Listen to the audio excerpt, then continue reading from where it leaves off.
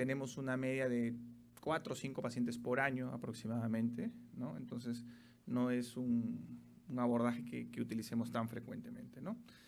Entonces, la idea es, ¿cuándo sospechar de un sustrato epicárdico? La mayoría de las cardiomiopatías no isquémicas probablemente tengan un sustrato epicárdico. La minoría o algunas cardiomiopatías isquémicas, por su fisiopatología, que generalmente son subendocárdicas, a menos que sea un infarto transmural, como veremos más adelante. Pero casi siempre, por no decir todas, en los pacientes chagásicos o con cardiomiopatía ritmogénica, ventrículo derecho, izquierdo o biventricular, ¿no? Entonces, este es el enfoque en el cual nosotros deberíamos sospechar en qué pacientes, ¿no? Y nuevamente volvemos al inicio, como la charla que dijimos, nos sirve el electrocardiograma, por supuesto, ¿no? Entonces, si tenemos un paciente con este tipo de patología y vemos en el electrocardiograma que hay características que me sugieran el origen epicárdico, cobra más importancia. Y de hecho, como habíamos dicho, ese enlentecimiento en la conducción, la presencia de muescas con alguna de las alteraciones que puede encontrar el índice IDMB más de 55, la pseudodelta más de 34, todo esto se corrobora con la presencia de cicatriz, como podemos ver aquí en un eje corto de una resonancia, la presencia a nivel de la pared lateral, una cicatriz a predominio endocárdico. Y esto nuevamente se corrobora como la presencia de sustrato o cicatriz a nivel epicárdico, donde podemos correlacionar estos hallazgos electrocardiográficos con la presencia de cicatriz epicárdica. Bien, pero ¿qué sabemos sobre estos tipos de patologías? De hecho, está bien estudiado que en aquellos pacientes que tienen una cardiomiopatía ritmogénica, por la fisiopatología mismo sabemos que el origen o el inicio generalmente en estos pacientes es una infiltración grasa con sustrato desde epicardio que va hacia el endocardio. Entonces es normal encontrar en algunos casos que del epicardio penetró hacia el endocardio y podemos encontrar cicatriz endocárdica, pero si yo comparo la cicatriz endocárdica con la epicárdica, voy a encontrar mucha más presencia de cicatriz, que es esto rojo, en el epicardio, ¿no? Por la misma patología del paciente y la fisiopatología. Y a veces nos encontramos con estas extensas cicatriz, que como se mencionó antes, se hacía un abordaje muy brusco en el sentido de que se trataba de quemar todo lo que se podía para homogenizar todos los electrogramas. Esto ha ido cambiando lógicamente con el tiempo y la tecnología nos va a ayudar a que no se sea tan invasivo o quemar tanto en este tipo de pacientes. Pero en estos pacientes hay que sospechar ese tipo de patología.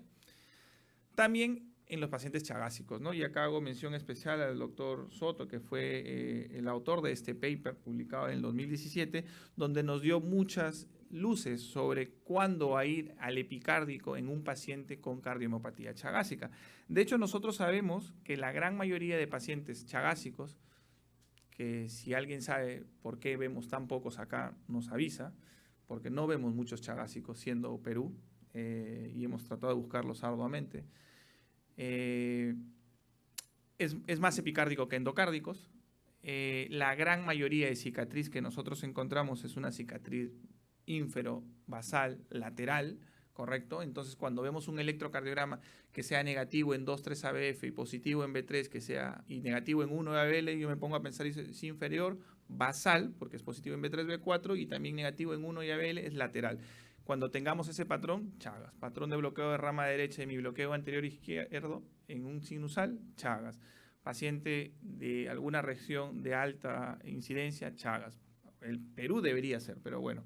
Entonces, hay algunos métodos en los cuales nosotros podemos definir o inferir que el paciente tiene una cicatriz epicárdica. Por ejemplo, nosotros hacemos un mapa de voltajes bipolares, colocamos el catéter en contacto con el endocardio del ventrículo izquierdo y hacemos unas mediciones para poder ver. Pero también ese mapa bipolar que nos mira el electrograma de los dos polos distales lo podemos hacer unipolar para que abarque mayor estructura y así nosotros poder inferir con algunos umbrales si el paciente tiene o no cicatriz epicárdica, y eso nos va a dar ayuda para tomar decisión si es que vamos al epicardio o no.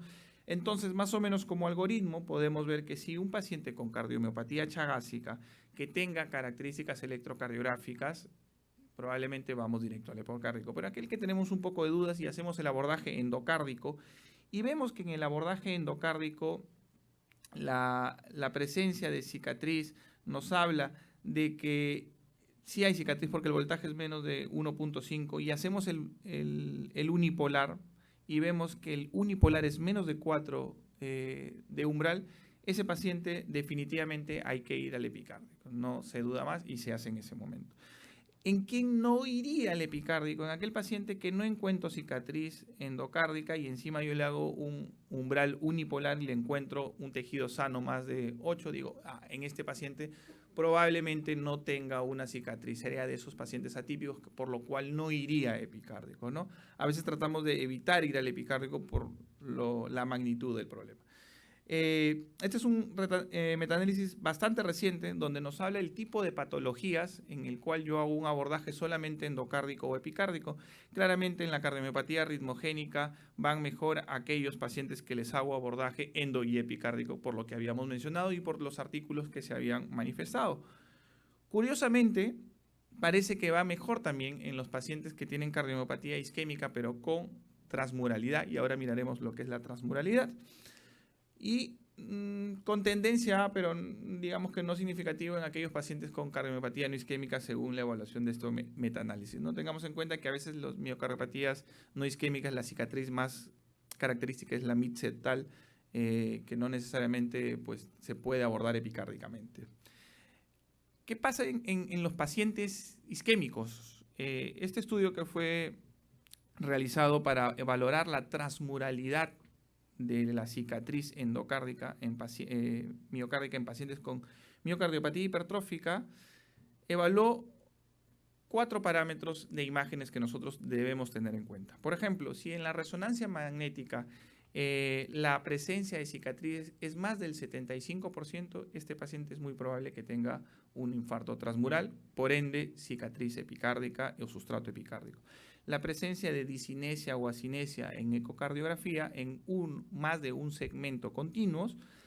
Por tomografía, si el grosor de la pared es menos de 4 o la presencia de aneurisma por tomografía, ese paciente es muy probable que tenga un sustrato epicárdico o si encontramos necrosis transmural en imágenes de medicina nuclear. Entonces, cuando un paciente tiene estas características que va a ir sumando a la clínica, a la patología, al electro, nos hace sospechar de que tenemos que ir hacia el epicárdico.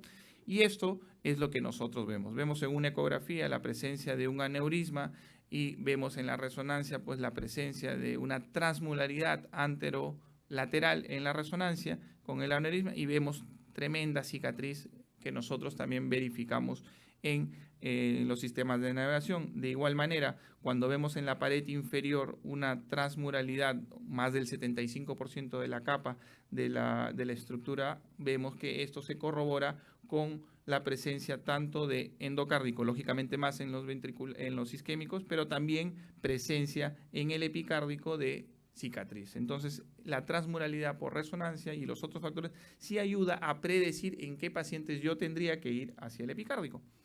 Y lógicamente, acá se vio 3 grupos de pacientes muy importantes. Por ejemplo, aquel paciente que solamente tenía cicatriz endocárdica y yo iba endocárdicamente, esta es su línea de sobrevida.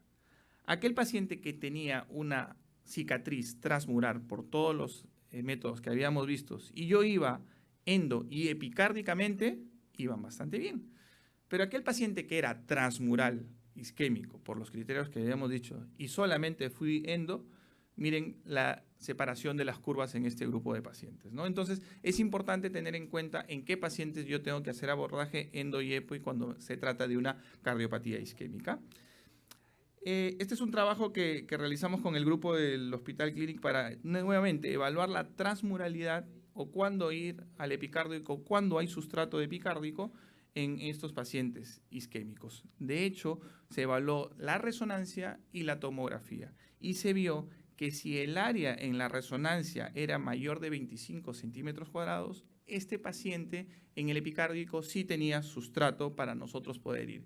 O cuando hacíamos la evaluación de capas de la tomografía y veíamos que era menos de 3.6 milímetros de grosor en una determinada área, ese paciente se correlacionaba muy bien con la presencia de abordaje de sustrato epicárdico que ameritaría hacer un abordaje epicárdico. Entonces, con muchos métodos de imágenes nosotros podemos delimitar cicatrices o sustratos y por ende ir hacia ese sustrato. Porque cuando nosotros vemos los seguimientos de aquellos pacientes que se les hace ablación de taquicardia ventricular, como se mostró anteriormente, importa cuánto sustrato abordes. ¿Qué quiere decir? Que mientras más sustrato arritmogénico yo aborde, el paciente lógicamente va a ir mejor. Si yo dejo de ir al epicárdico en un paciente que realmente tiene cicatriz en epicárdico, las recurrencias van a ser mayores. Pero si yo hago un abordaje endocárdico y epicárdico en aquel paciente que realmente tiene sustrato con los métodos que me doy, ese paciente va a ir bastante bien, independientemente del tipo de patología. Y para ir terminando, ¿cómo se realiza una punción epicárdica? ¿Cómo es que llegamos al epicárdico? Hay dos métodos, técnicas que se utilizan, donde es el abordaje anterior o el abordaje inferior. Nosotros generalmente hacemos el abordaje inferior, utilizamos estas imágenes en oblicua derecha, en oblicua izquierda, y muchas veces colocamos un cuadripolar en el ápex del ventrículo derecho si es que el paciente no tiene ya un desfibrilador o algún otro tipo de dispositivo. ¿Ok? Lo que debemos evitar son estas 4 cosas que se ven con una frecuencia importante entre el 5 al 30% en pacientes que se hace punción de este tipo, que es el hemopericardio, la presencia de lesiones en nervio frénico, arterias coronarias o inclusive la mamaria interna. Cuando nosotros vamos al abordaje inferior, que es esta parte de acá, lógicamente vamos a una angulación mayor subcostal, por lo cual evitamos la mamaria interna. Cuando se ve que se va muy poco angulado a 15 o menos, hay un abordaje anterior y podemos lesionar la arteria mamaria interna. Y esto es terrible porque eso es sala inmediatamente, ¿no? Probablemente en los chagásicos tenemos que ir a más abordajes inferiores y en los pacientes que tengan alguna displasia, cardiomopatía ritmogénica del ventrículo derecho o cuando hagamos ablación en pacientes con brugada por sustrato en el tracto de salida, probablemente sería mejor en esos escenarios tener un abordaje anterior. Acá les muestro un video de cómo se hace la punción epicárdica. De hecho, el rayos en vivo, ponemos una aguja, la aguja que utilizamos es la aguja de punción epicárdica, perdón, de epidural, de preferencia la larga, a veces con la corta hemos tenido problemas, intentamos pasar la guía, no pasa la guía, no pasa la guía, no pasa la guía, no pasa la guía, ¿por qué? Porque miren la angulación, probablemente sea un poquito, 15, 30 grados, entonces se queda en el pericardio. ¿Qué es lo que tenemos que hacer? Sacar la guía, vamos a reacomodarnos la aguja, nos vamos a poner a una posición mucho más inclinada, probablemente unos 45 más o menos, y ahí cuando reacomodamos vamos a intentar pasar al espacio epicárdico, ahí acomodamos y se crea una presión negativa en el espacio epicárdico. Entonces sentimos como si pasáramos una telita, como el guante, sentimos que pasamos ahí, casi la misma sentimiento, miren cómo el agua lo absorbe, porque ya justo pasamos al espacio epicárdico. Entonces, inclinando esa parte de ahí, lo que nosotros hacemos ya es pasar la guía. Se pasa la guía, es una guía larga que tiene que dar toda la vuelta a la silueta cardíaca que ahora miraremos. Miren toda la guía, cómo da toda la vuelta. Pasamos por acá, posterior, y vinimos y hacemos toda esta parte de ahí. Una vez que dejamos eso, ya se queda la guía, respiramos y ponemos el introductor, ¿correcto? De hecho, es como le digo, no es que hacemos tanto, hacemos 4 o 5 al año que habremos hecho. No hemos tenido ninguna complicación que nos lleve a sala. En 2 han sido fallidos por la aguja bastante corta, en otro porque tenía cicatriz previa, pero es un procedimiento que se tiene que hacer en aquellos pacientes que realmente lo amerita. Entonces ahí vamos a drenar y vamos a ver cómo sale un líquido pericárdico, ¿no? Un poquito ceroso, un cero hemático. A veces no hay que asustarnos si sale un poquito más como lavado de sangre porque es parte de, y eso lo dejamos con una drenaje continuo a veces, ¿no? Entonces, como conclusiones, el abordaje epicárdico se tiene que realizar definitivamente cuando exista una identificación del sustrato epicárdico, y para eso hay que echar mano de todo lo que tengamos: clínica, patología, electrocardiograma, ecografía, tomografía y si tengo resonancia. O sea, hay formas de cómo medir que hay sustrato epicárdico. Existe un grupo también que ya le hice un abordaje endocárdico y falló. En ese paciente tengo que ir epicárdico probablemente, o que recurra porque no abordé todo el sustrato necesario. Pero es un procedimiento con riesgos que siempre hay que valorar riesgo-beneficio, ¿no? No podríamos hacer esto tampoco si es que no existe un equipo de cirugía inmediato para que estén ahí y en minutos resuelvan alguna complicación importante de este procedimiento. Gracias.